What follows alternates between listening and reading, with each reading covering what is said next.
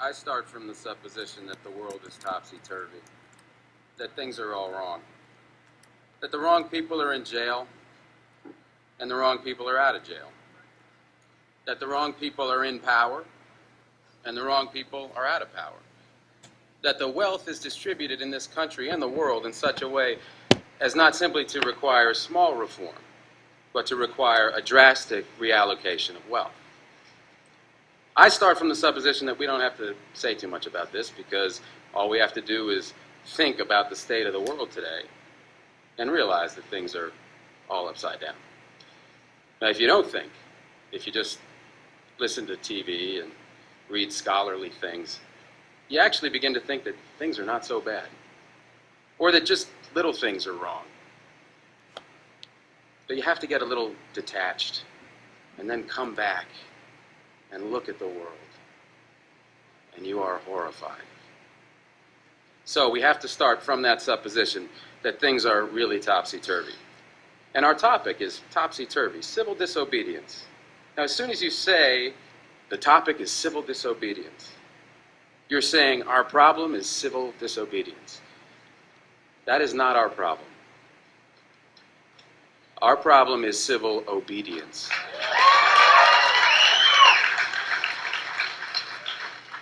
Our problem is the numbers of people all over the world who have obeyed the dictates of the leaders of their government and have gone to war. And millions have been killed because of this obedience. We recognize this for Nazi Germany. We know that the problem there was obedience, that the people obeyed Hitler. People obeyed. That was wrong. They should have challenged, and they should have resisted. And if we were only there, we would have showed them. Even in Stalin's Russia, we can understand that. People are obedient. All these herd-like people. Remember those bad old days when people were exploited by feudalism? Everything was terrible in the Middle Ages. But now we have Western civilization, the rule of law. The rule of law has regularized and maximized the injustice that existed before the rule of law. That is what the rule of law has done. When in all the nations of the world, the rule of law is the darling of the leaders and the plague of the people, we ought to begin to recognize this. We have to transcend these national boundaries in our thinking. Nixon and Brezhnev have much more in common with one another than we have with Nixon. J. Edgar Hoover has far more in common with the head of the Soviet secret police than he has with us. It's the international dedication to law and order that binds the leaders of all countries in a comradely bond. That's why we're always so surprised when they get together. They smile, they shake hands, they smoke cigars.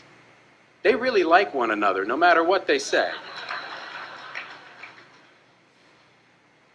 What we are trying to do, I assume, is really to get back to the principles and aims and spirit of the Declaration of Independence. This spirit is resistance to illegitimate authority and to forces that deprive people of their life and liberty and right to pursue happiness. And therefore, under these conditions, it urges the right to alter or abolish their current form of government, and the stress had been on abolish. But to establish the principles of the Declaration of Independence, we're going to need to go outside the law, to stop obeying the laws that demand killing or that allocate wealth the way it's been done, or that put people in jail for petty technical offenses and keep other people out of jail for enormous crimes.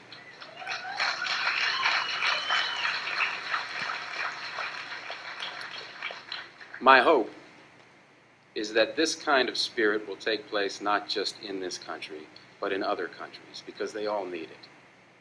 People in all countries need the spirit of disobedience to the state, which is not a metaphysical thing, but a thing of force and wealth.